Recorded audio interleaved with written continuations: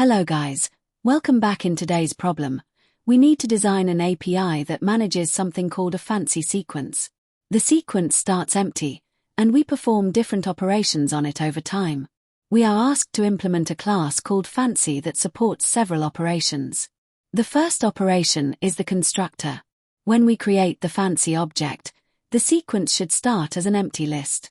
The second operation is append. This operation takes an integer value and adds it to the end of the sequence. So if the sequence was empty and we append 5, the sequence becomes 5. If we append another value like 3, the sequence becomes 5, 3. The next operation is add all. This operation takes an integer called inc and adds that value to every element currently present in the sequence. For example, if the sequence is 5, 3, and we call add all with 2, then every element increases by 2. The sequence becomes 7, 5. The next operation is mult all. This operation multiplies every element in the sequence by a given integer m. For example, if the sequence is 7, 5, and we call mult all with 2, the sequence becomes 14, 10. The last operation is getIndex. This operation takes an index and returns the value stored at that index in the sequence. The sequence uses zero-based indexing, which means the first element is at index 0. However, there are two important conditions. First, the result must be returned modulo 10 to the power 9 plus 7. Second, if the given index is greater than or equal to the length of the sequence, we must return -1. So in summary, we are maintaining a sequence of numbers and supporting 4 operations. We can append new values, add a number to all elements, multiply all elements, and retrieve the value at a specific index. The main challenge in this problem is efficiency, because the add all and mult all operations affect every element in the sequence. If we directly update every element each time, the solution may become too slow when the sequence becomes large. So the real task in this problem is to design a smart way to handle these operations efficiently while still returning the correct values when getIndex is called. Okay, now we'll walk through the example step by step so it becomes very clear how the sequence changes after every operation.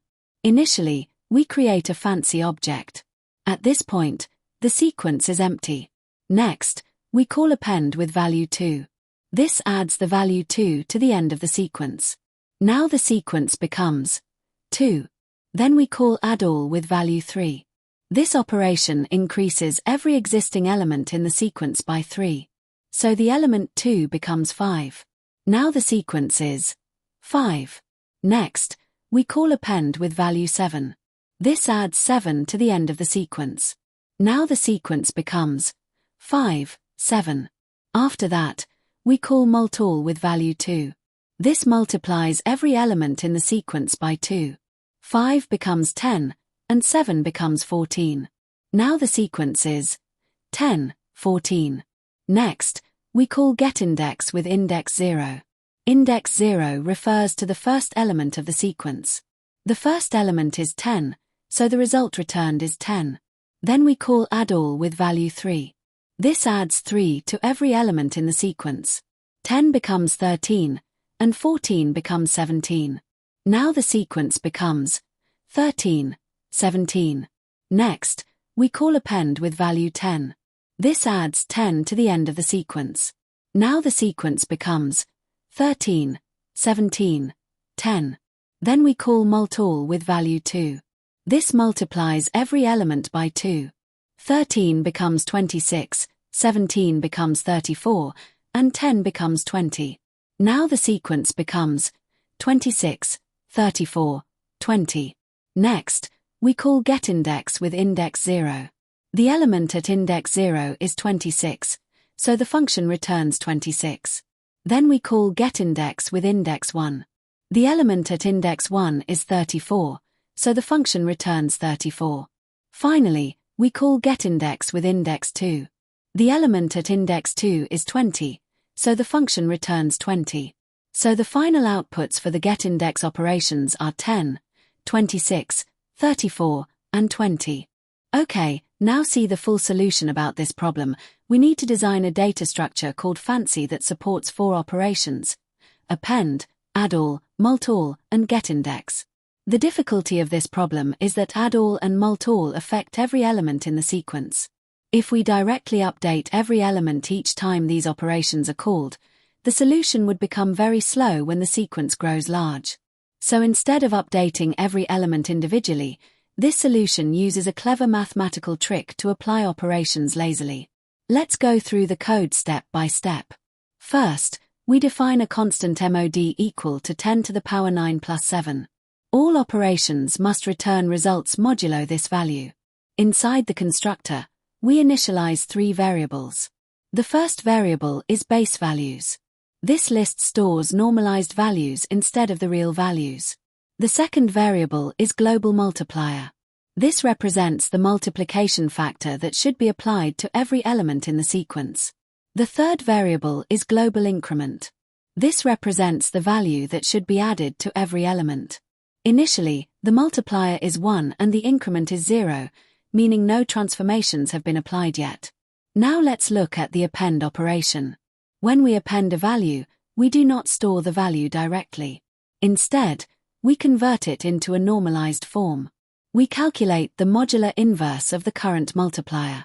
This helps us reverse the multiplication that has already been applied globally. Then we subtract the global increment from the new value and multiply it by the inverse multiplier. This gives us the base value that would produce the correct result after the global transformations are applied later. We store this normalized value inside base values. Next is the add all operation. Instead of updating every element, we simply update the global increment variable. This means that all elements in the sequence will effectively have this increment added to them when we calculate their final value. Then we have the mult all operation. Again, instead of updating each element, we update the global multiplier. We also multiply the global increment by the same multiplier to keep the transformation consistent. Finally, let's look at getIndex. If the requested index is outside the range of the sequence, we return -1. Otherwise, we reconstruct the actual value using the stored base value. We multiply the stored value by the global multiplier and then add the global increment. Finally, we apply the modulo operation and return the result. The key idea of this solution is that we store values in a normalized form and apply transformations globally instead of updating each element individually. This makes all operations efficient even when the sequence becomes very large. The append, add all, mult all, and getIndex operations all run in constant time, which makes this approach optimal for the problem. Now let's run the code with the example to see how it works. And finally, all the test cases are passed successfully. After testing the solution with the given example and a few additional cases, we submit the code. The solution passes all the test cases successfully. That's it for today's problem. In this video, we solved the fancy sequence problem by using a clever mathematical transformation that allows us to handle add and multiply operations efficiently without updating every element. This kind of lazy transformation technique is very useful in advanced data structure problems and frequently appears in competitive programming and coding interviews. If you found this explanation helpful, hit like, subscribe, and share the liked video to your friend circle and ask them to solve it and strengthen your problem-solving skills. I've attached the solution link in the description. See you in the next video with another daily LeetCode solution.